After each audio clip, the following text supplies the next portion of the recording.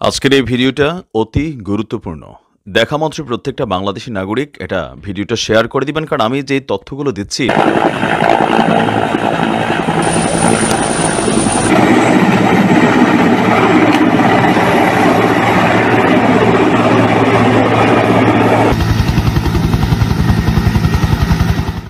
পরিস্থিতি থমথমে দেখে মনে করবেন ওই যে ঝড় আসার আগে একটা থমথমে ভাব থাকে না আবহাওয়ায়, সেরকম। আমি বলতে চাইছি যে এই বাংলাদেশ এবং ভারতের মধ্যে যে বর্ডার সিচুয়েশন, সেখানে এই রকমই একটা পরিস্থিতি লক্ষ্য করা যাচ্ছে। অনেকে ভাবছে যে এই মুহূর্তেই বোধহয় যুদ্ধ শুরু হয়ে গেল, কিন্তু জানিয়ে রাখি, ঘূর্ণিঝড় বা বড় কোনো কালবৈশাখী আসার আগে পরিস্থিতি এরকমই থমথমে হয়ে যায়। বড় লেভেলের যুদ্ধ কিছু শুরু হবে এরকমটা আশা আশঙ্কা অনেকেই করছেন। তার কারণ বাংলাদেশের বেশ কিছু অফিসার, মানে মিলিটারি অফিসার, ওনারা ভিজিট করেছেন পাকিস্তানে, এবং পাকিস্তানের মিলিটারি অফিসার তাদেরকে বাংলাদেশে দেখতে পাওয়া যাচ্ছে। ভারত চুপচাপ আছে, কোনো অসুবিধা নেই, থমথমে পরিস্থিতি, যে কোনো সময় যে কোনো বড় কিছু শুরু হয়ে যেতে পারে, যে কোনো ঘটনা ঘটে যেতে পারে।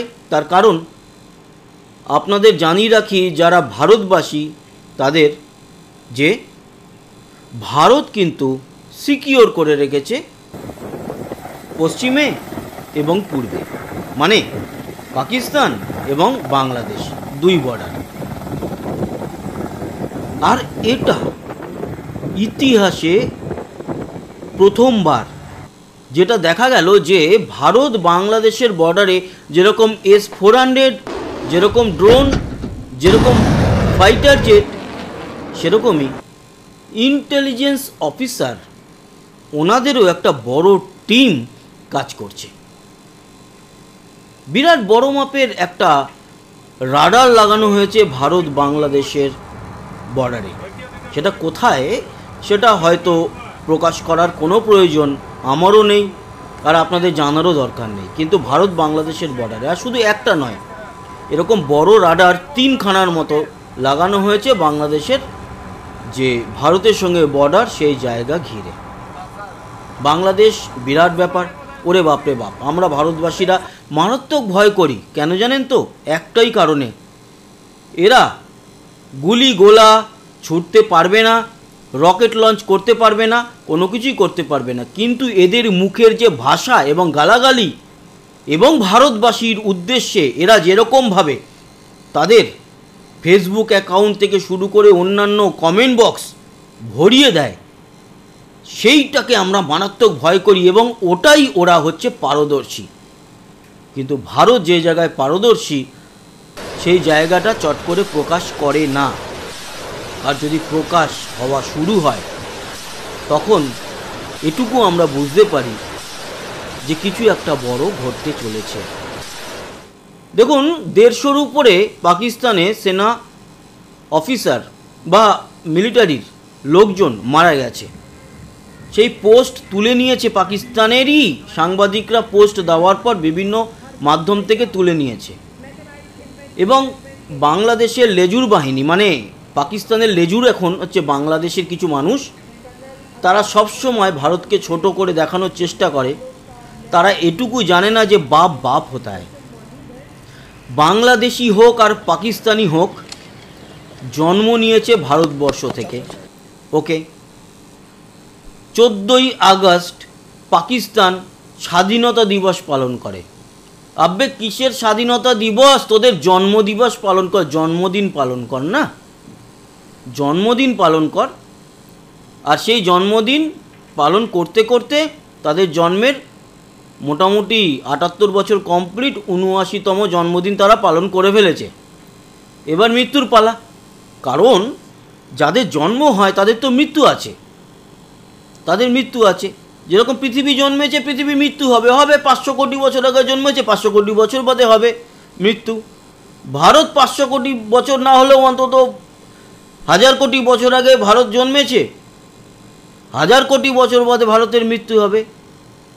কিন্তু পাকিস্তান ঠিক মানুষের মানে যেরকম একটা জীবন চর্চা চলে বা সার্কেল চলে, সেরকমই জন্মেছে আর সেরকমই ওদের মৃত্যু হবে।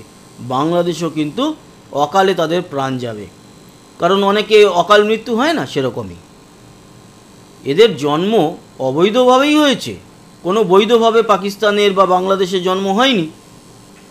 অবৈধভাবেই এদের আবার মৃত্যু হবে, আর সেখানে তাদের দেশের আর কোনো নাম থাকবে না। কি দেশের নাম ঠিক করে রাখুন। খুব তাড়াতাড়ি বড় কিছু ঘটতে চলেছে, এটা আপনারা লিখে রাখতে পারেন।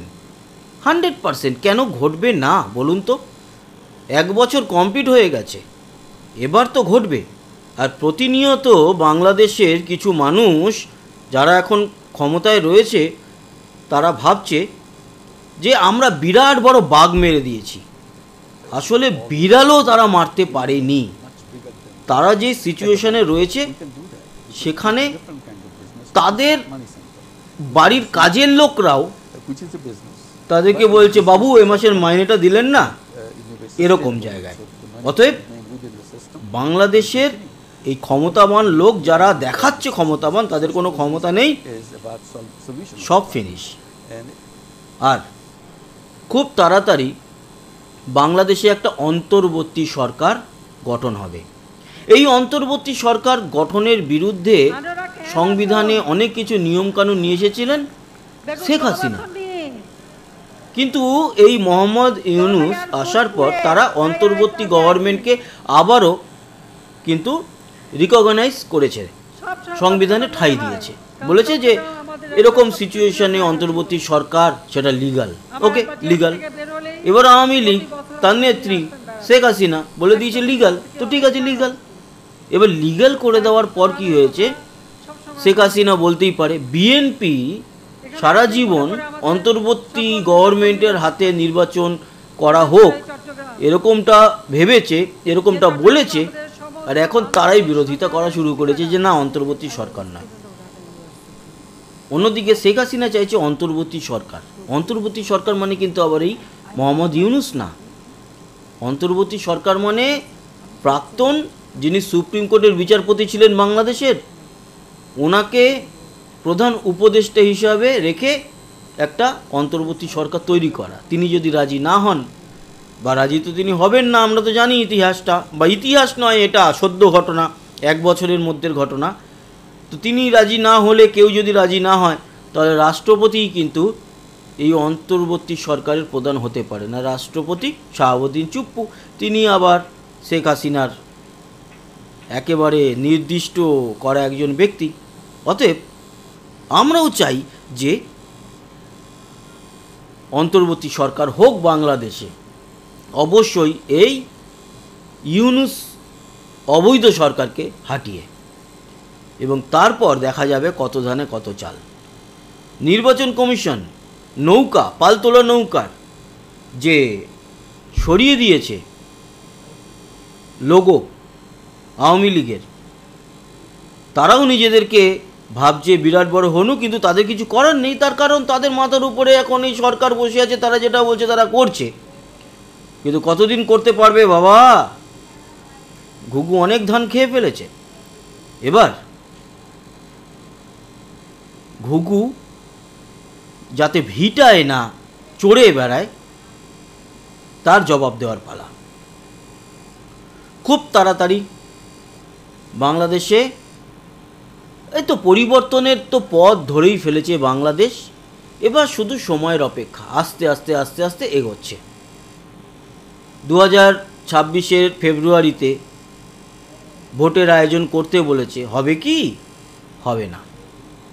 ভোটের আয়োজন হবে না 2026-এর ফেব্রুয়ারিতে। ভোটের আয়োজন পিঠের মধ্যে ঘুষি মেরে করাতে হবে, করাবে। দেখুন না, শুধু দেখুন কিভাবে ভোটের আয়োজন করাতে হয়, হবে।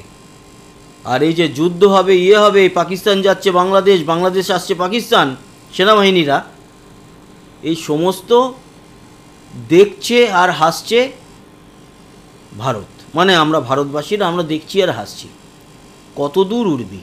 কথায় আছে না যে ঘুড়ি যতই ঘুরি ওরাও লাঠাই আমার হাতে, মানে ভারতের হাতেই লাঠাই। হাওয়া যেদিকে যাবে, কখনো পশ্চিমে হাওয়া বয় তখন পাকিস্তানের দিকে ঘুরি ওড়ে, কখনো পূর্বে হাওয়া দেয় তখন বাংলাদেশের দিকে ঘুরি ওড়ে। তো আমরা ঘুরি ওড়াচ্ছি, লাটাই আমাদের হাতে আছে, আমরা শুধু দেখছি। আর ভোকাটা করে চিৎকারটা কিন্তু ভারতবর্ষ থেকে উঠবে দুবার, একবার পাকিস্তানের জন্য, একবার বাংলাদেশের জন্য। এখনও সাবধান হয়ে যান বাংলাদেশ ভাইয়েরা, আপনারা অনেকেই বুঝে গেছেন সিচুয়েশন অন্যদিকে চলে গেছে। এবার শুধু সময়ের অপেক্ষা। সিচুয়েশনটা এবার আপনারা অনেক এনজয় করেছেন, এবার আপনারা এই সিচুয়েশনের ভুক্তভোগী হওয়ার জন্য তৈরি হয়ে থাকুন। কিচ্ছু করার নেই, দোষ আপনাদের, আপনারাই করেছেন, আপনারাই ভুক্তভোগী হবেন।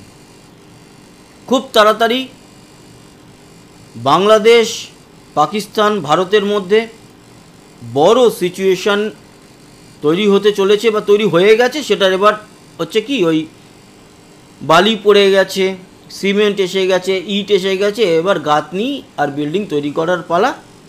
তো সেটা এবার তৈরি হওয়া শুরু হবে। ভালো থাকবেন, সুস্থ থাকবেন। খুব মানে আর বেশি বড় করলাম না, আবার দেখা হবে, ততক্ষণের মতো টাটা।